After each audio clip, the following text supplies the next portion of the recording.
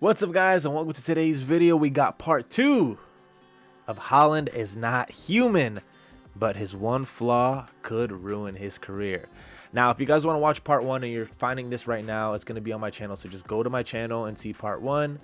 It should be the same thumbnail as this one, but just with a 1 on it, because that's what I do when I do a part 2 or 3-part series.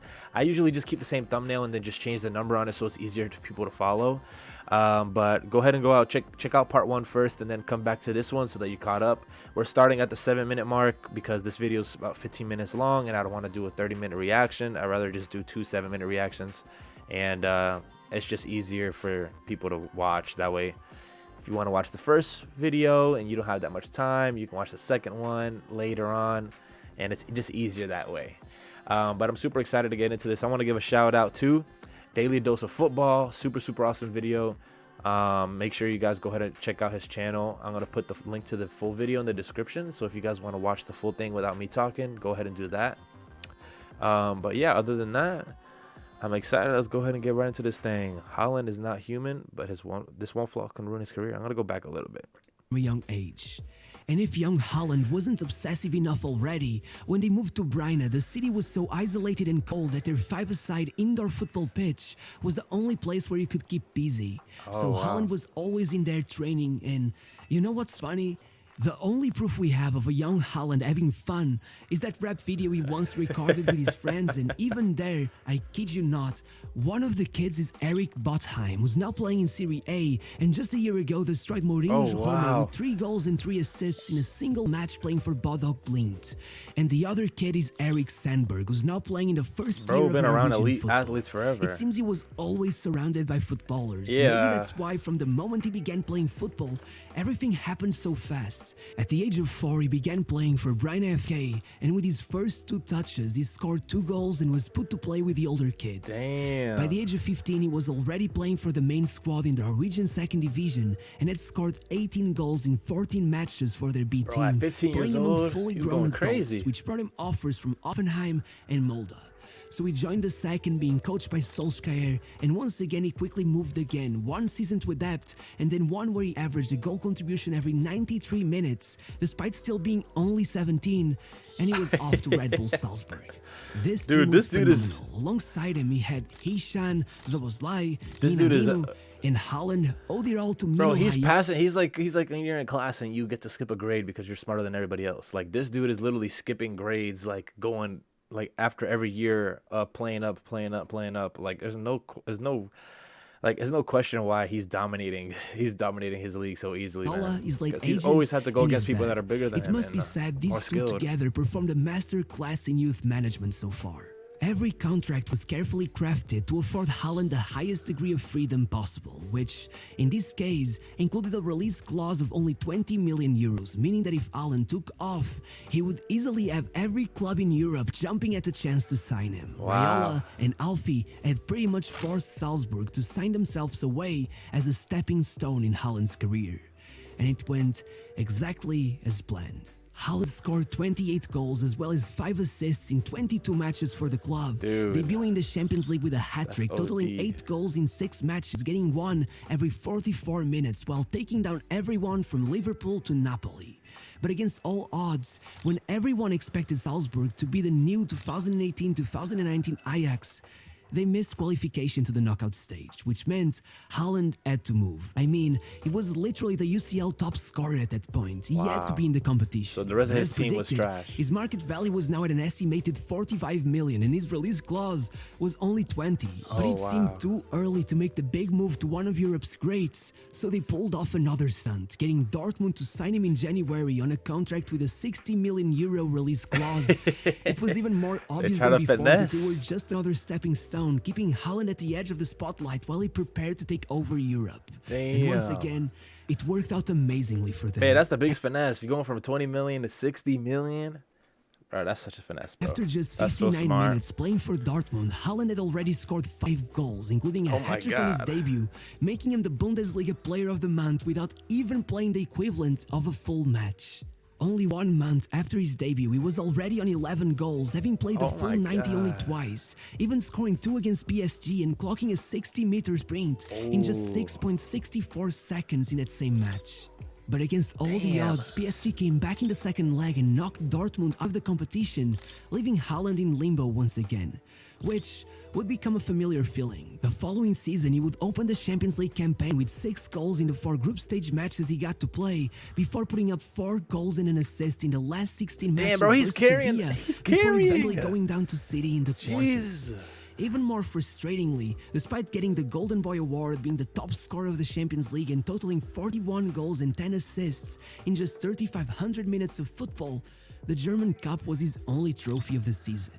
But if everyone was already desperate to see him move to another club back then, it got worse the following season, with Dortmund dropping down to the Europa League and being knocked out immediately, with Haaland out injured in both occasions. Oh, man. Still, his numbers were once again off the charts, and yet Were all these teams, it seems like he's pretty much carrying all of them. So like, I know he's on Man City right now. Man City's probably like around like second or third place in the standings. Like, is he ever like? I wonder what his contract looks like with Man City. Like, would he ever be able to move to like a team that has like star players on it, kind of like how PSG is a super team? Like, what if Haaland joins a team like that? I feel like that would be super interesting to have him like have a duo, because he's been carrying by himself this whole time. And it's like, I don't know, it seems a little bit ridiculous. Like, how long can he keep that up? only nearly missed Eventually out he's on the gonna want some Ballon d'Or help. top 10, which meant his market value had skyrocketed to an absurd 150 million, nearly 3 times God more than his damn. release clause. Haaland was once again a kid in a candy shop. It was only a matter of choosing what team he liked best. And after lots of flirting with Real Madrid, he ended up picking his father's old team, Man City. We're talking like about it. a team that have constantly been the favorites to win the Champions League, a team that has seemed virtually unbeatable for the last 5 years, constantly creating chance after chance, many coming from a man Wow. who might just be the most prolific creator in Premier League history, a team that seemed to only fail because they could not seem to fit a proper old-school number 9 into their style of play. Now getting to add to their squad, a 22-year-old 6'4", half-man, half-giant that is somehow still fast like an Olympic sprinter, with nearly 200 Jeez. career goals already and a special liking for the UCL. It really looks like it's game over for everyone else. But if this fit seems perfect already, How are they let not me in tell first you that place? once again, they have made sure Haaland has complete control over his Isn't future. Arsenal in first Without place? Mino Raiola, who surprisingly passed away in April of this year, Alfie managed to negotiate an impressive release clause deal once more. This time around, Haaland's release clause will only be active after his second season with the club and is set at 200 million euros. Jesus But there's a catch. Christ. After his third season, it decreases to 175, which is already at this point only 25 million more than what player is being valued at. And even that seems already very likely to change after the next update to the player's market values, with a trending suggestion being that Haaland should be already set to 200 million. Yeah, It bro, seems he's gonna nothing go up can in stop value. Haaland He's only from getting better. completely taking over the sport for the next decade. Obviously, he has the firepower on the pitch. He doesn't seem to be worried with living a celebrity lifestyle. I mean, just look at that video of him walking down some street in Manchester like it was nothing special, or literally any of his interviews. He clearly only cares about scoring goals. And above all, he seems incredibly hardworking. Just look how much muscle mass he has Wait, put on so over what is the his one years. flaw? It's incredible. However, I think the hype has led many to overlook just that. His size might just be what will ruin all of this. It's been widely noted across pretty much every sport that bigger, heavier, taller players are much more susceptible to injury. In basketball, true. players over 7 feet tall are 70% more likely to miss a game through injury. In American football, across every position there seems to be a trend of heavier players getting injured more often. From the higher amount of force being exerted That in their makes a lot of joints at sense. every stride, from a higher That's what I center- was kind of saying. That's why I was making the point earlier of like, if he's having to do all this stuff by himself, eventually there's going to come a point where it's going to be too much of a burden to carry, and he's going to start breaking down, and he's not going to be able to be as explosive as before. So like, when are they going to be able to surround him with like a superstar of his caliber? Like, I'm not saying that he doesn't have good players around him, but like a Holland level player, that way they can bounce off of each other, and he can like have like a little bit more room to, like, I guess not like relax, but like play with a little like less intensity, because if he's like sprinting at full speed every single play, it's only a matter of time before his knee injures, his hamstring, his quad, whatever, anything in his legs, hips, like, is all that weight beating up his legs every single step is eventually is going to come to a point where he's not going to be able to handle it. So hopefully he can get some help to not have to, keep pushing himself so hard for this like next coming decade. Because if he does, making you more prone to it's falls, not it is not a gonna serious not gonna be problem, and pretty. Haaland has already shown to struggle with it. Just last season, he missed 95 days. That's 16 matches, more than a third of the season. And in Man. the 2 seasons before that, he missed 40 and 47 days. Even at Molde, he looking missed good. 21. Clearly, it seems to be getting progressively worse, and there has Yeah, already been a doubling. scare just 2 months into this season. He has already been rested versus Copenhagen, and Guardiola claimed that despite playing versus Liverpool, he may miss the next match and is not fully fit.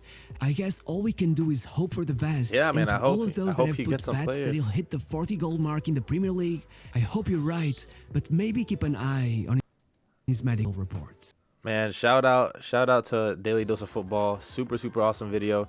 It's very true what he's saying, man. He needs to get some help. He needs to have somebody there to offset all his intensity, because if not, eventually he's gonna get to the point where, let me try to find a good little pausing thing. There he goes. Boom, cool. Eventually he's gonna get to the point where he's gonna be beating up his body so bad that he's not gonna be able to play. So like at that point, what are you gonna do? Like you're gonna pay this man all this money to be the star of your team, but you're gonna ask him to do all of the work. Like you have to you gotta surround him with pieces that are gonna help take the load off of him, because if not, he's gonna keep getting hurt. And we saw there on the graph, he went from 20 something games to 40 something games to like 60 something games or whatever. So it's clearly compounding every single year, and eventually he's gonna get to the point where he's missing entire seasons because of injury, and we don't want to see that, man. We don't want to see him. We want to see him be able to play an entire healthy season and not have to worry about hurting his knee or hurting his ankle, or like having a, like some of the games that I was seeing there, they won 5-4 because he had to score four goals. Like that's ridiculous. Like there's no way that's sustainable, man.